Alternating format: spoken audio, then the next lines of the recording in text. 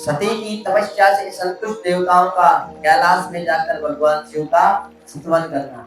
ब्रह्मा जी कहते हैं, नारद, एक दिन मैंने तुम्हारे साथ जाकर पिता के पास खड़ी हुई सती को देखा। वह तीनों लोगों की चार भूता सुंदरी थी। उसके पिता ने मुझे नमस्कार करके तुम्हारा भी सत्कार किया। यह देख लोक लीला का अनुसरण करने वाली सती ने भक्ति और प्रसन्नता के साथ मुझको और तुमको भी प्रणाम किया। नारद तदंतर सती की ओर देखते हुए हम और दक्ष के लिए दिए हुए शुभ आसन पर बैठ गए। तत्पश्चात मैंने उस विनयशीला बालिका से कहा, सती, जो केवल तुम्हें ही चाहते हैं और तुम्हारे मन में ही एकमात्र जिनकी ही कामना है, उन्हें सर्वज्ञ जगदीश्वर महादेव जी को तुम पति रूप में प्राप्त करो। महादेव जी को तुम पति रूप में प्राप्त करो। सुबह जो तुम्हारे सिवा दूसरी किसी स्त्री का पत्नी रूप में न तो ग्रहण कर सके, न करते हैं और न भविष्य में ही ग्रहण करेंगे। वे ही भगवान शिव तुम्हारे पति हो, वे तुम्हारे ही योग्य हैं, दूसरे के नहीं है। नारद सती से ऐसा कहकर मैं दक्ष के घर में देर तक ठहरा रहा। फिर उनसे विदा ले मैं और तुम दोनों अपने अपने स्थान पर चले आए।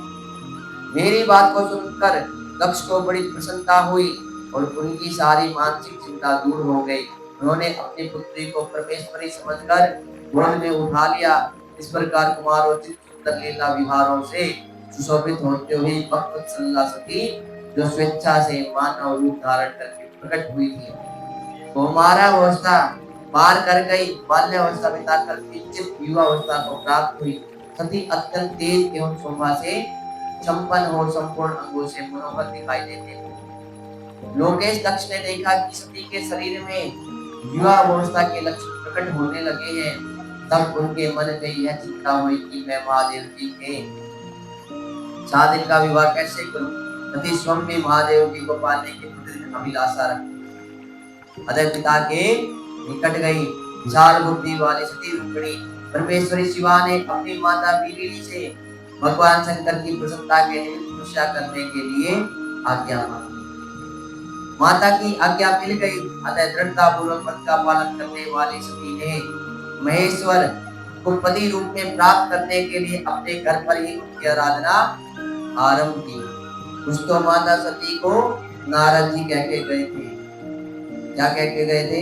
हे सती, तुम तपस्या करो महादेव जी को पाने के लिए। लेकिन कुछ दिन बीतने के बाद, क्योंकि अभिलाषाएं तो पहले से ही थी सती की, क्योंकि जब भी वो रंगोली बनाती थी तो उसमें महादेव ही बनते।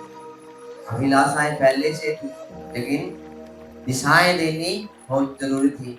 दिशाएं फिर नारद जी ने दी, ब्रह्मा जी ने दी।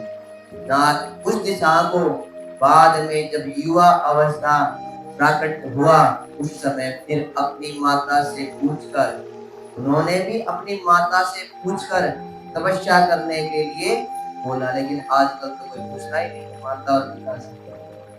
उस समय भी माता पिता से पूछा जाता और आज भी पूछना चाहिए। अगर आप कोई भी कार्य कर रहे हैं, ये तो बहुत बड़ा कार्य है, अगर पूछ के कर रहे हैं तो माता पिता हमेशा साथ देते हैं। अगर नहीं करोगे तो साथ छोड़ देते हैं और भगवान भी साथ छोड़ देते हैं। कुछ समय के लिए तो सब अच्छा अच्छा लगता है, लेकिन थोड़े दिन बाद सब बुरा बुरा लगना स्टार्ट हो जाता है। माता की आज्ञा मिल गई। अतः दृढ़ता पूर्वक व्रत का पालन करने वाली सती ने महेश्वर को पति रूप में प्राप्त करने के लिए अपने घर पर ही उनकी आराधना आरंभ की। अश्विन मास में नंदा प्रतिपदा षष्ठी और एकादशी तिथियों में उन्होंने भक्ति पूर्वक गुड़, भात और नमक चढ़ाकर भगवान शिव का पूजन किया और उन्हें नमस्कार करके उसी नियम के साथ उस मास को व्यतीत किया। कार्तिक मास की चतुर्दशी को सजाकर रखे हुए बाल गोओं और खीर से परमेश्वर शिव की आराधना करके वे निरंतर उनका चिंतन करने लगी। मार्गशीर्ष मास के कृष्ण पक्ष की अष्टमी तिथि को तिल, जौ और चावल से हर की पूजा करके ज्योतिर्मय दीप दिखलाकर अथवा आरती करके सती दिन बिताती थी। पौष मास के शुक्ल पक्ष की सप्तमी को रात भर जागरण करके प्रातः काल खिचड़ी को नैवेद्य लगा वे शिव की पूजा करती थी। माघ की पूर्णिमा को रात में जागरण करके सवेरे नदी में नहाती और गीले वस्त्र से ही तट पर बैठकर भगवान शंकर की पूजा करती थी। फाल्गुन मास के कृष्ण पक्ष की चतुर्दशी तिथि को रात में जागरण करके उस रात्रि के चारों पहरों में शिव जी की विशेष पूजा करती थी। नटों द्वारा नाटक भी कराती थी। चैत्र मास के शुक्ल पक्ष की चतुर्दशी को वे दिन रात शिव का स्मरण करती हुई समय बिताती थी। ताड़ के फूलों तथा दौलतों से भगवान शिव की पूजा करती थी। वैशाख शुक्ला तृतीया को सती तिल का आहार करके रहती और नए जौ के भात से रुद्रदेव की पूजा करके उस महीने को बिताती थी। ज्येष्ठ की पूर्णिमा को रात में सूत्र वस्त्रों तथा भटकटिया के फूलों से शंकर जी की पूजा करके भी निराहार रहकर ही वह मास व्यतीत करती थी। आषाढ़ के शुक्ल पक्ष की चतुर्दशी को काले वस्त्र और भटकटिया के फूलों से वे रुद्रदेव का पूजन करती थी। श्रावण मास के शुक्ल पक्ष की अष्टमी एवं चतुर्दशी को वे यज्ञोपवीतो वस्त्रों तथा कुश की पवित्री से शिव की पूजा किया करती थी। भाद्रपद मास के कृष्ण पक्ष की त्रयोदशी तिथि को नाना प्रकार के फूलों और फलों से शिव का पूजन करके सती चतुर्दशी तिथि को केवल जल का आहार किया करती थी। भांति भांति के फलों फूलों और उस समय उत्पन्न होने वाले अन्नों द्वारा वे शिव की पूजा करती थी और महीने भर अत्यंत नियमित आहार करके केवल तप में लगी रहती थी। सभी महीनों में सारे दिन सती शिव की आराधना में ही संलग्न रहती थी।